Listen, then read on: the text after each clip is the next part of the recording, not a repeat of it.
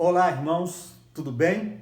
Estamos aqui para mais um estudo da Palavra de Deus na revista Palavra e Vida, a lição de número 12. Estamos estudando sobre a vida do apóstolo Paulo e também os seus escritos. Por isso eu quero convidar você a estudar conosco o tema A Vida Após a Vida. Vamos ler o texto base, que é a primeira carta de Paulo aos Tessalonicenses, o capítulo 4. Vamos ler do verso 13 ao verso 17, que nos diz assim: Não queremos, porém, irmãos, que sejais ignorantes com respeito aos que dormem, para não vos entristecerdes com os demais que não têm esperança.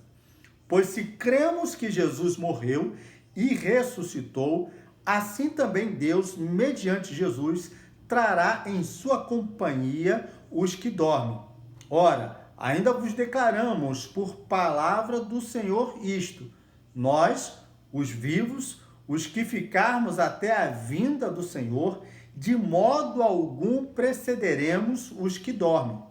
Porquanto o Senhor mesmo, dada a sua palavra de ordem, ouvirá a voz do arcanjo, e ressoada a trombeta de Deus, descerá dos céus, e os mortos em Cristo ressuscitarão primeiro. Depois, nós, os vivos, o que ficarmos, seremos arrebatados juntamente com ele entre as nuvens, para o encontro do Senhor nos ares, e assim estaremos para sempre com o Senhor. Amém. Que leitura fantástica, maravilhosa que temos para poder tratar desse assunto, tratar sobre a ressurreição. Nós cremos, todos os crentes creem na ressurreição dos mortos. A ressurreição, ela sempre fez parte da pregação cristã, ela sempre fez parte do corpo da doutrina da fé cristã, sempre foi a base da fé cristã. Eu costumo sempre dizer que sem ressurreição não há cristianismo. A ressurreição nos fala a respeito da volta à vida. Esse homem em que Deus havia criado de uma forma perfeita, íntegra, e agora, pós-ressurreição, seu corpo glorificado, esse tem a sua vida retomada de volta, de uma forma completa. Pois bem, nós falamos aqui que a ressurreição, ela é o suporte da fé cristã. É a primeira coisa que vamos abordar. E eu preciso ler com vocês o texto de Hebreus, capítulo 6, parte do verso 1 e também do verso 2. Hebreus 6, verso 1 e 2. Diz assim: Por isso, pondo de parte os princípios elementares da fé cristã ou da doutrina de Cristo. Hebreus 6:1. Aqui o autor está falando dos elementos da doutrina, da fé em Cristo. Daí fala o ensino, verso 2, o ensino do batismo, a imposição de mãos, da ressurreição dos mortos e do juízo eterno. Ou seja, desde o início, do começo da era cristã, nós vemos a igreja ensinando e falando e pregando sobre ressurreição. Os cristãos sempre tiveram em seu credo doutrinário a ressurreição. E como acontecerá isso? A ressurreição geral, que nós chamamos, ela acontecerá porque Cristo ressuscitou. A sua ressurreição, ou seja, a ressurreição de Cristo, é a morte da morte. A ressurreição do Senhor quebrou todo o poder da morte. Segundo o apóstolo Paulo, todo aquele que crer na ressurreição de Jesus, esse será salvo. Romanos, capítulo de número 10, verso 9, Paulo diz assim, Romanos 10, 9, Se com a tua boca confessares a Jesus como Senhor, em teu coração credes que Deus o ressuscitou dentre os mortos, serás salvo. Ou seja, A fé em Cristo Jesus e na sua ressurreição faz parte da nossa salvação, daquilo que nós cremos, e nós cremos que ele ressuscitou Jesus, Deus ressuscitou Jesus, e por isso nós somos todos salvos. Nós não podemos abrir mão disso. O cristão, aquele que crê em Cristo, que ele está vivo, esse será salvo. Logo, quem não crer nessa salvação dada por Jesus através da sua vida e ressurreição, não tem a salvação. Por isso, é importante dizer algo aqui. Jesus, ele não é um conceito. Ele é uma pessoa que viveu, morreu, ressuscitou, foi elevado aos céus e um dia voltará para levar a sua igreja. E também nessa volta haverá o juízo tanto dos vivos quanto dos mortos. Mas como acontecerá? Como será essa ressurreição? A ressurreição geral será com um toque da trombeta, anunciando a volta de Cristo. 1 Coríntios capítulo 15, verso 52, Paulo diz assim: e no momento, no abrir e fechar dos olhos, ao som da última trombeta, porque a trombeta soará, Cristo vai retornar em poder e glória. Os mortos ressuscitarão primeiro e virão com ele ao encontro aos vivos naquele dia. Também temos em que não podemos apenas achar que é assim ou dessa forma ou do jeito que nós queremos. Deus determinou todas essas coisas. Não podemos nos esquecer que também a ressurreição de Jesus, a sua vida e a sua volta a este mundo também coloca o mundo em juízo. Eu quero que você observe o texto de Mateus capítulo 13, palavras do próprio Senhor Jesus, Mateus 13, verso 41 ao 43.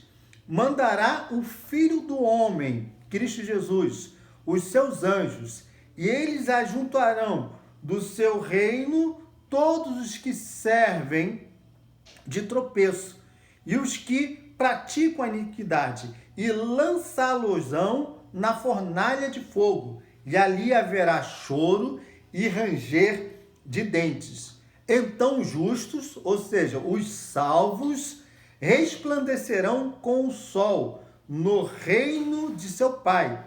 Quem tem ouvidos, ouça. Ouviremos naquele mesmo dia também as palavras do Senhor Jesus: vinde bendito do meu Pai, possuí por herança o reino que vos está preparado desde a fundação do mundo. Mateus 25, verso de número 14. A ressurreição é algo que não podemos deixar de falar nos nossos ensinos cristãos. Mas o que acontecerá exatamente? Nós já falamos um pouco. Quando Cristo retornar, os crentes que morreram serão ressuscitados e virão com ele. 1 Coríntios 15, verso 52. E os que estiverem vivos naquele dia serão transformados. O texto que nós lemos, 1 Tessalonicenses, capítulo 4, verso 17. Só que tanto aqueles que foram ressuscitados quanto aqueles que foram transformados terão seus corpos glorificados. 1 Coríntios capítulo 15, verso 42 ao 49 nos fala sobre isso. Também nós seremos comparados, seremos semelhantes a Cristo. Primeira carta do apóstolo João, capítulo 3, verso 2. Teremos um corpo incorruptível, ou seja, um corpo que não sofrerá mais as mazelas deste mundo. Não seremos, como algumas pessoas costumam difundir aí, pessoas não cristãs, não seremos uma energia cósmica, não seremos um pensamento puro ou uma alma descarnada. Seremos e teremos corpos glorificados, seremos imortais, como os anjos, Lucas capítulo 20, verso 36. Temos, às vezes, muitas perguntas, a verdade é essa, de como será esse corpo, como será a eternidade. Mas uma coisa nós temos uma convicção, uma certeza plena. Viveremos para Ele, ou seja, viveremos com Ele, para Ele, o nosso Senhor, para todo sempre. O texto que nós lemos, 1 Tessalonicenses, capítulo 4, verso 17. E aí eu não posso deixar de perguntar para você que está me ouvindo, me assistindo nesse momento. Como será esse dia para você? A volta de Jesus. Como será esse dia para você? Eu quero concluir aqui falando sobre algumas questões. A primeira dela é que essa segunda vinda de Jesus, para aqueles que são crentes fiéis, não pode causar temor ou horror, porque nós devemos cada dia mais desejar esse encontro com Jesus nos céus e dizer: Maranata, ora vem, Senhor Jesus.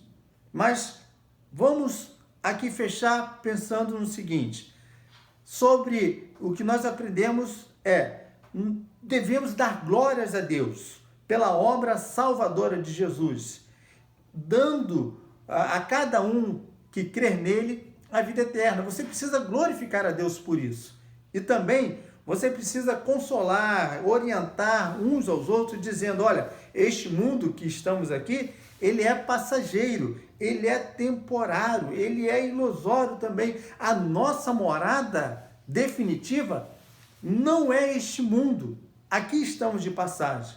E por último, os que creem em Cristo Jesus, ou seja, aqueles que não creem, aqueles que não creem em Cristo Jesus, esses têm o direito de ouvir do Evangelho, direito de ouvir da ressurreição e que é uma vida após esta vida. Então, devemos evangelizar, devemos fazer ouvir que Cristo Jesus morreu e ao terceiro dia ressuscitou, para poder também dar vida eterna a todos aqueles que creem. Eu estarei no céu quando Jesus voltar, ou Ele irá transformar a minha vida quando Ele voltar. E você, querido amigo, querido irmão, Deus esteja te abençoando e esclarecendo cada vez mais sobre a tua palavra, sobre ressurreição e vida. Que Deus assim te abençoe, em nome de Jesus.